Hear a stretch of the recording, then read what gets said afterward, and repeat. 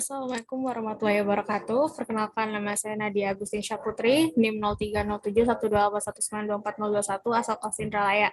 Dan pada video kali ini saya akan menjelaskan paper saya yang berjudul Penggunaan Data Topografi dalam Memprediksi Pola Infiltrasi Tanah yang Potensial, studi kasus di Kecamatan Cipanas dan sekitarnya, Kabupaten Lebak, Provinsi Banten. Untuk pendahuluannya, jadi menurut William pada tahun 1988, infiltrasi tanah bervariasi secara spasial dan temporal. Nah, variabilitas spasial infiltrasi disebabkan dari variabilitas spasial sifat tanah seperti tekstur, struktur, bahan organik, serta penggunaan lahan dan posisi topografi. Sedangkan variabilitas temporal disebabkan oleh perubahan kelembapan tanah terhadap waktu. Variabilitas spasial infiltrasi biasanya ditangkap dengan pengukuran titik in situ menggunakan tes infiltrometer tanah di lokasi yang dipilih di daerah tangkapan air. Namun hal ini menghabiskan waktu karena jaringan titik pengamatan yang padat diperlukan untuk menghasilkan pola yang mendekati variabilitas yang sebenarnya, terutama jika daerah tangkapan luas, sehingga dibutuhkan metode lain yang dapat memudahkannya, yaitu dengan menggunakan pola variabel spasial. Nah, selanjutnya adalah geologi regional. Nah, pada lokasi penelitian terdapat 4 formasi, yaitu QPV, TMBS, TMBL, dan TMBC. Nah, melalui penampakan citra satelit, dapat dilihat bahwa daerah penelitian memiliki cukup banyak vegetasi, sehingga hal ini mengindikasikan bahwa tanah pada daerah tersebut adalah tanah yang potensial untuk mengalami infiltrasi. Nah, selanjutnya adalah peta kemiringan lereng dengan klasifikasi menurut Widianti pada tahun 2016. Jadi ditujukan bahwa pada daerah tersebut memiliki tingkat lereng dari landai hingga tegak. Metode penelitian yang digunakan untuk menulis paper ini adalah dengan menggunakan data topografi yang diolah menjadi peta length of overland flow dan peta drainage density melalui aplikasi ArcMap 10.3 dengan kode DNAS 190934. Penggunaan data topografi dikarenakan konsentrasi aliran tergantung pada posisi topografi yang meningkat menuju ke arah hilir. Penurunan pola spasial infiltrasi tanah potensial didasarkan pada pernyataan bahwa perbedaan dalam jaringan drainase daerah tangkapan yang disurvei dan disimulasikan mewakili anomali permeabilitas tanah. Nah, berikut ini adalah hasil dari peta yang sudah diolah melalui ArcMap menggunakan data DEM menjadi peta lake overland flow dengan keterangan bahwa yang merah adalah low dan yang hijau adalah high.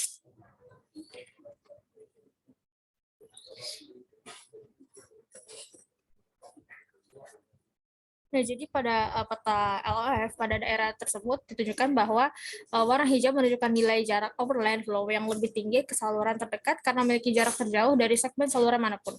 Sedangkan warna merah mewakili nilai jarak overland flow yang rendah dan lokasi ini dekat dengan segmen saluran. LOF berhubungan dengan hill slope. Hill slope adalah unit komponen dasar das dan hidrolik aliran darat memiliki efek penting pada proses runoff.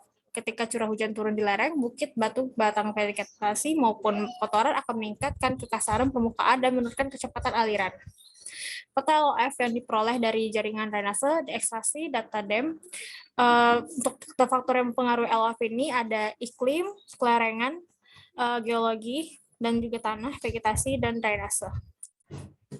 Selanjutnya ada drainage map, seperti yang ditunjukkan pada gambar berikut. Nah, pada drainage map ini juga diekstraksi dari data DEM. Nah, untuk penjelasannya sendiri, daerah yang tinggi itu ditunjukkan oleh warna hijau, dan yang low itu ditunjukkan warna merah. Penggunaan grid pada peta drainage density digunakan untuk menurunkan perbedaan grid yang dinormalisasi yang mewakili potensi variasi permeabilitas tanah di daerah tangkapan. Grid ini dibandingkan dengan variabilitas spasial, variabilitas infiltrasi yang diperoleh dari tes infiltrometer di lapangan. Namun, pada penelitian di paper kali ini, kita tidak menggunakan tes infiltrometer secara langsung di lapangan. Jadi hanya menggunakan data DEM saja. Nah, selanjutnya untuk kesimpulan dari paper ini, jadi penelitian bermaksud untuk menyajikan metode yang lebih efisien untuk memetakan infiltrasi dengan variabel spasial menggunakan data topografi digital atau DEM. Pendekatan praktis untuk pemetaan variabilitas infiltrasi adalah dengan menggunakan pola proksi yang diperoleh dengan memanfaatkan drainase yang diperoleh dari DEM.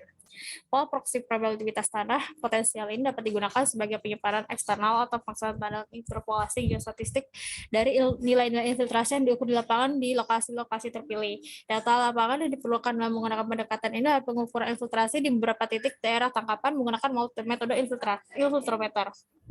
Namun pada penelitian ini tidak dilakukan hal tersebut sehingga pada penelitian ini hanya menunjukkan penggunaan data DEM untuk memprediksi pola infiltrasi pada tanah potensial.